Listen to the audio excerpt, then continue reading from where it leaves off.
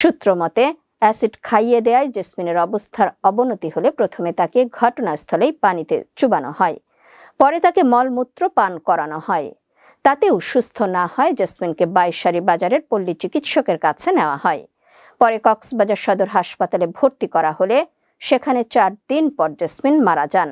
এ ঘটনায় মামলার বাদী নিহতের ভাই মোহাম্মদ নজরুল ইসলাম নাইক্ষ্যংছড়ি থানায় মামলা দায়ের করেন। ইতোমধ্যেই পুলিশ আসামি তোহাকে আটক করেছে। এদিকে ফরেস্ট গ্রুপের অফিসে গেলে দায়িত্বরত কোনো কর্মকর্তাই এ ব্যাপারে কথা বলতে রাজি হননি। তারা স্বামী কর্তৃক অ্যাসিড পান করিয়ে জেসমিনের হত্যার বিষয়টিও অস্বীকার করেন। এ বিষয়ে নাইক্ষ্যংছড়ি থানার ভারপ্রাপ্ত কর্মকর্তা মোহাম্মদ মাশরুরুল হক বলেন, এই ঘটনায় শনিবার সকালে থানায় মামলা করা হয়। এতে গৃহবধূকে জোরপূর্বক অ্যাসিড খাওয়ানোর অভিযোগে স্বামীকে গ্রেফতার করা হয়েছে। আসামিকে বান্দরবান কোর্টে পাঠানো হয়েছে। এছাড়া মামলাটির তদন্ত কার্যক্রম চলছে।